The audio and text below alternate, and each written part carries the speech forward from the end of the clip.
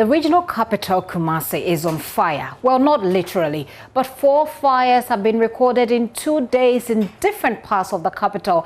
Will send signals like that. In the last few hours, fire has been raging at the popular Suame magazine spare parts enclave, capping devastation which has rendered scores displaced.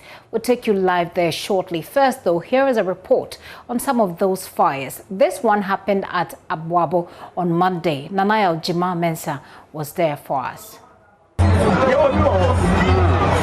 Love News checks reveal the 2 arrested include a shop owner and a welder he had engaged to do repairs in his shop. ACP Kwekubua is commander for the Menshia Divisional Police. We are ensuring that people who have their wares inside can safely and securely bring their wares from within this badly burnt building. Yes, that's what we are doing now. We are not allowing anybody to go inside. You were there with us. You saw how bad the upper floor is. It could collapse in any moment from now.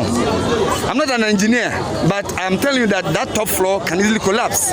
And if we allow people to go in, we are sure to get some casualties. What happened to the 2 people who were arrested? Oh, they are in custody and they are assisting with the police investigations. We have to investigate before we charge. If you have not done investigation, you can't charge anybody. We are investigating, so they are surely assisting us in our investigations. But let me tell you something. If someone causes an act without intending to cause it, but causes it without such reasonable care and skill as necessary under the circumstances, that person can be held for negligently causing that event. Fire service at the scene picked some exhibits for further investigation into the cause of the inferno. The scene has since been cordoned with police protection. Abdul Basit Gariba Audu is Subin Sub-Metro Zonal Coordinator for the National Disaster Management Organization. Yesterday's incident, so what we are now in to do is we are in to clear the debris and make sure everything has been put to safety before, if there should be any consideration for anything to take place before we determine that. That is another option, but that is not the option for now. That will be determined by the engineers, whom will be coming subsequently. So for now, we are in to make sure that the remaining properties are safe. We've done assessment of the whole situation since yesterday, and we've done some partial assessment of the building. As you can hear, there are some explosives, so if I should give you any statement with regards to assessment, I'll be giving you something halfway. For JoyNews, Nanaya Ojima reporting. So that was the 3rd fire in 2 days, and today there is another, this time at Suame magazine. Take a look.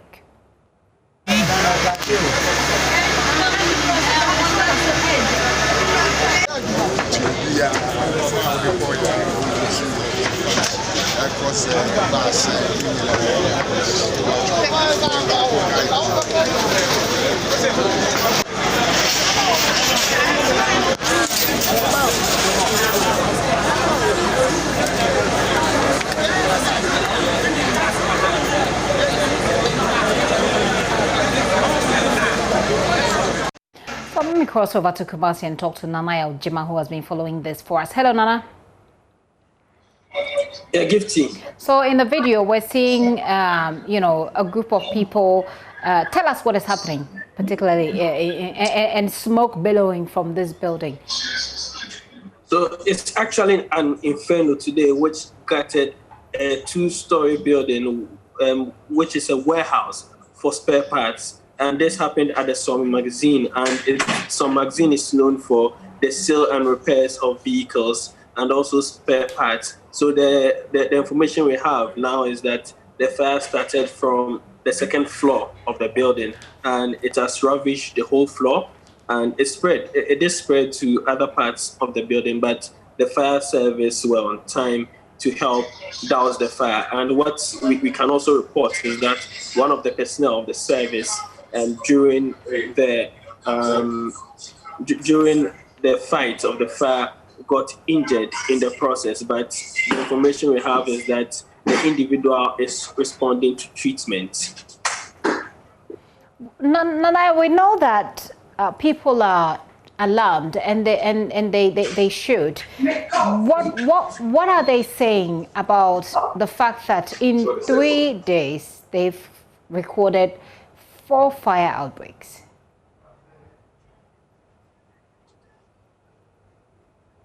So there are lots of people who are not happy with the situation, and it's raising a lot of concerns. Some believe that it could be issues of suspected arson, but fire service and also NADMO and other personnel who are security in the security agencies are not saying anything pointing to that. There are others who believe that these are fires with genuine causes, and the fact that it's been recurrent and it's been in a series in 2 days do not mean anything. It could be just usual occurrence, or they are just they are just coincidental. So there are a number of reasons that people are given to these series of fire that's ravaging different areas. But mind you, the fire that started at the Gomba line, a lot of people are not blaming anybody for the cause, because it's been an annual ritual. Last year, before the lockdown, similar fire got at the Gomba line, and this time too, it has happened again. And the Gomba line is actually a slum in Kumasi. So some people are giving various reasons for the cause of these infernos, but there haven't been any cause to attribute these infernos to issues or incidents of arson. What about the Ghana National Fire Service? One of their men today was injured. What are they saying about these fires? So the Ghana National Fire Service continue to advise members of the public to ensure that their gadgets and also wiring to their homes are done properly, and also advising people to ensure that they deal with fires as they are supposed to. They do not allow their children to play with fires, and also take care of their gadgets so that these things do not cause fire in their homes or in their neighborhood. And they are also saying that they are ready to move in to help if these fires should occur anywhere. But speaking to the member who today was injured, the information we have now is that he is doing well. Immediately the incident happened, they transported the individual to the hospital, and so far the information we have is that the personnel is responding to treatment. We had a distress call at 0810 hours in the morning that there is an outbreak of fire at Magazine just behind the Methodist Church.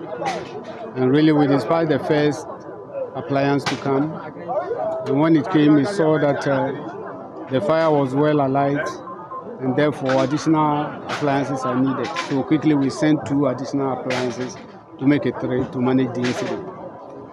The bigger challenge is getting access to the place, because the entire place has been packed with broken cars and then other vehicles.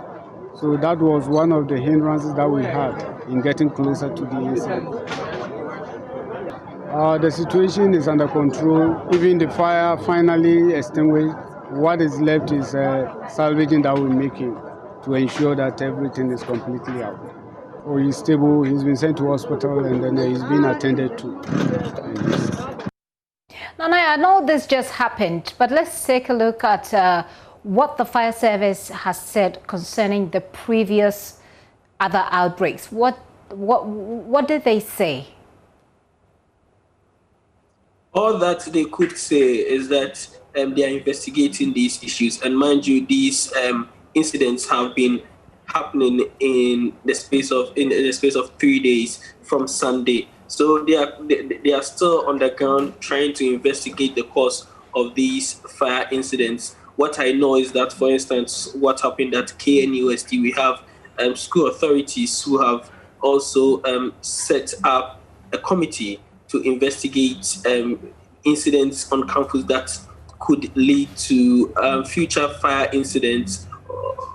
So authorities in these areas are also trying or working together with the National Fire Service to ensure that these incidents do not happen. For instance, concerning the incident at Abuabo, what we know is that NADMO is on the ground, and already 2 people have been arrested for possible or suspects. People believe that they could have started the flame, and they include one welder and the shop owner who on the day went to the area to do some work in one of these shops. So authorities, the National Fire Service, and all other parties who in one way or the other are connected to these fire incidents have been working together, and they are all waiting for the investigation or the reports from the investigations that the National Fire Service is conducting into these incidents, and they will take appropriate action based on the reports that they receive from these quarters. And finally, for the people whose shops, or the people who are victims of this fire, I don't know if you've been able to have a conversation with them. What does this mean to them? What do they say? For instance, what happened at the KNUST campus, I met some of the owners of these shops which got burnt, and most of them were hoping that since students are back, they were hoping to cash in on the markets that they have now. But unfortunately, due to the fire that ravaged the area, one of the women actually lost a 3,000 CD loan that she had contracted to invest in her business. So it's been a difficult moment for some of these people as they count their loss. For instance, at Abuabo as well, I spoke to one person who had lost over 600 bags of rice to the inferno. Most of them are working with loans, so incidents like this is a major setback to their businesses. Interestingly, the recent incident also happened happened at a commercial area, and it's also a warehouse. So 3 of these fires did get businesses, so it affected the people in these areas, or the owners of these shops and warehouses. So it's been a difficult moment for these people, especially the businesses. For instance, yesterday at the Gomba line, some of the people were rendered homeless by the inferno, but the NADMO and other agencies were able to secure this church for them to pass the night. So it's been a difficult situation, as I've continuously said. Okay, Nana, if you can hang on for me, let me speak to DO3 Desmond Aqua with the Ghana National Fire Service Ashanti region. He's a PRO for the region. Ms. Aqua, thank you very much for your time and good afternoon. What do we know? What does your preliminary investigation show? Or what does it tell you about this latest fire at Suame magazine? All right, a very good afternoon to your cherished listeners. As I speak with you, investigations are ongoing. We know for a fact that the fire started from the 2nd floor, and then it traveled to the 1st floor, then to the ground floor. Because of the initial difficulties that we had in assessing the state of fire. So I'm sure by close of day tomorrow, you should be able to tell your audience, the general public, as to what actually led to the fire. That said, it presupposes that you have information or you have much more details on what happened in the 2 other or the 3 other fires that have been recorded. Can you share that with us? Gifty, if you look at what happened at KNUST last Sunday dawn, our preliminary investigation points to the fact that there was this refrigerator which had some fault with the clocks. Therefore, the evidence that we have gathered, it shows that the fire erupted from a faulty socket, and then the fire traveled along the cable or the plug wire, and then it sparked the fire. So we are much aware that is what actually led to that particular fire. Meanwhile, we are not done with our investigation with that particular case. So we will continue to go deeper and narrow, because if we say electrical fault is broader. Is it an arc fault? Is it a short circuit?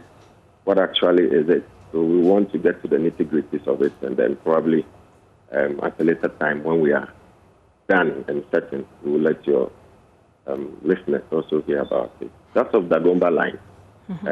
It is obvious that the welding machine could not actually take the load, or the load in that particular structure where the welding was taking place would not actually support the welding machine.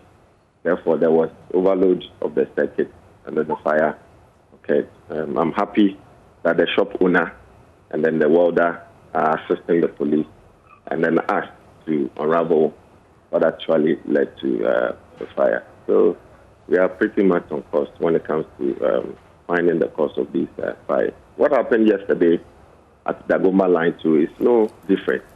Nobody is behind these fires. It presupposes that most of these fires are caused by our own negligence and the act of not adhering to the basic fire safety measures that we have been churning out over the years. If you go into the Dagomba fire, from the information and investigation that we've done so far, they were negligent in the use of naked light.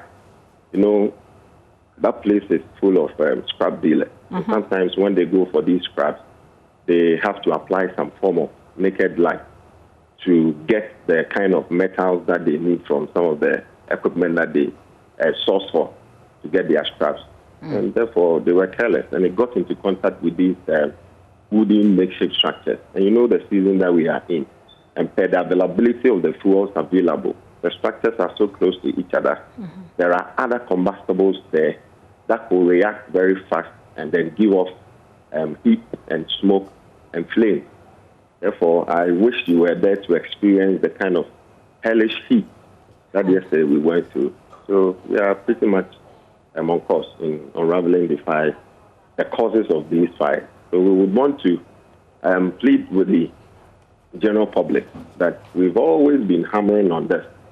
I mean, if we do not change, we do not, let's say, turn on a new leaf in the way we handle fire, and then some materials that could easily cause fires. I mean, these fires will not stop any moment from now. Go to many homes, go to many, let's say, places, firms, institutions, and you will find there that there are other objects as big as my head sitting on their cylinder regulators. This one, you don't need an angel to come from heaven to tell you that your gas is leaking. There's a problem with your gas cylinder. The valve is faulty, or the seal in the valve is faulty. You have your tube, rubber tube leading from the gas cylinder to the stove, probably is leaking, and therefore you should send it to the filling point and then get them changed at a very lower cost. Why would you wait for the gas to leak, get into contact with any other, let's say, ignition source, and create fires at home? We still go to the gas filling point, and we kind of threaten the gas or the pump attendants to fill or to overfill our cylinders, that if they fail to do that, we will not patronize their gas. I mean, what kind of behavior is this? We still continue to leave naked light, like matches, like candles, mosquito coils, in the hands of our children. And children, for them, they would mimic us, and therefore they will do as they see us do. And because they don't have the knowledge base or the know-how, when they play with it and they get out of hand, the fires would occur. So that's some good education there. But then, in our various markets and leaving their fires closer to combustibles, and these will burn at night, and they will call us and we'll go and manage it. So why is it that we cannot put let's say, develop a change of heart and mind in the way we handle fires and related materials? So I'm coming back to the string of fire outbreaks that we've had in your region. Some people may have cause to believe there's something, fishy going on? Is it an unjustifiable suspicion when people begin to feel that this is work of arsonists, rather, based on the information available to you? Yes, earlier on, before the Christmas break and even during the festivities, we had a lot of intelligence that suggested that, yes, people would want to take up the law or to take the law into their hands and then cause havoc to, places of public interest. And because of that, we also intensified our patrol surveillance, and then we intensified our education as well. And since that time, no fire had been recorded that has been attributed to an arsonist or an arson attack or deliberate or were deliberately caused. We don't have any cause to suspect that these fires are caused by people with bad motives. Okay. Just to wreak havoc on the lives of people and even the nation at large. Okay. So what I'm saying is that most of these fires are preliminary investigations that we have done are caused by our own selves. Therefore, we should be a bit more cautious when it comes to handling naked light and fire materials, and our activities must also be checked so that these fires will not get out of hand. Great. Let me end by asking you about your colleague. One of them, we understand, was injured today while battling the fire. What happened and how is he responding to treatment? Yeah, we thank God that now he is in stable condition.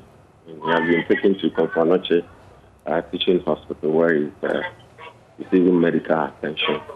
And unfortunate that during the firefighting, he had to slip on the stairs and then got his one of his joints dislocated.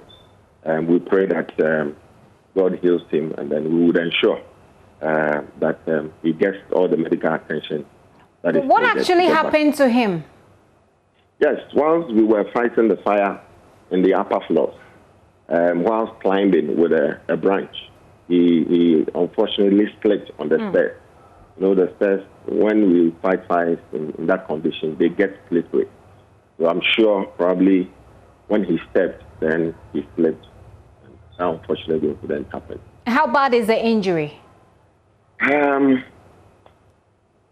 Everything now is under control. We just don't want to create unnecessary fear and panic.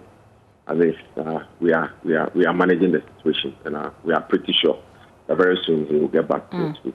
Very well. Regarding the, just a quick clarification here, regarding the fire at the Dagoma line, in which the welder have been arrested, you indicated that you are glad that they are helping the police with the investigations, but do you know where they are at the moment with the investigation, and what should we expect, if anything like that at all exists at this point? For investigation, it's a tedious work. That is the most important part of the whole fire management process. So we don't want to run ahead of time and then say anything that would jeopardize our efforts in trying to unravel the actual cause of the fire. So what I would say is that the people of Kumasi should be rest assured. We are resolute. We are ever prepared. Just that they should call us on time for us to also respond on time. Okay. This attitude of always blaming us for not arriving to fire scene early enough and all that should be put a stop should be put at, because it is not right that you are in need of our help or service and then you call us to come, and we come, you take clubs, some other implements to harm us. It is not helping us. So please, our emergency number still remains 112. Anytime they call us, we are ever prepared. Now, if you come to Ashanti region, we have 23 fire stations. All the fire stations have robust functional fire engines. So I don't know what is stopping them. Like if there are accidents, if there are fires, if there are, let's say, structural collapse and related emergency, they cannot call us on time, but would rather prefer to salvage their property before calling us late when things have gotten out of hand. Please, we don't want to work with the public in 2020 like they've done in the past. 2021, you mean?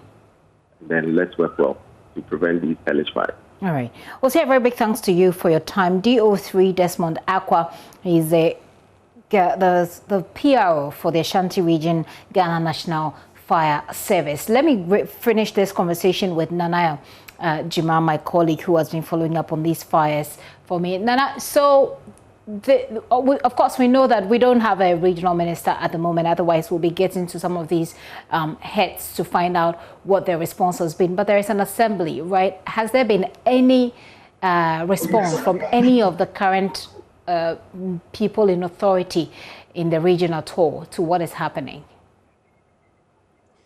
So the only authority we've been able to get in touch with is the National Disaster Management Organization. Yesterday, we met the leadership at the Gomba line when the fire service was on the ground trying to douse the fire.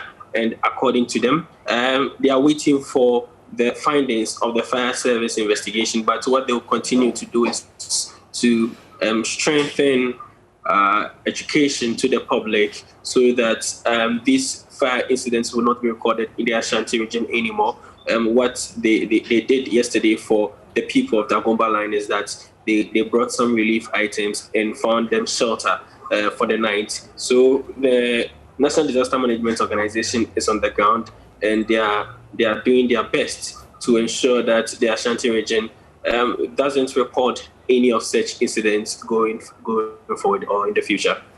Nanaya, thank you very much for staying with us through and giving us all the details. Nanaya Ojima is my colleague there, joining me all the way from the Ashanti region on the fires there.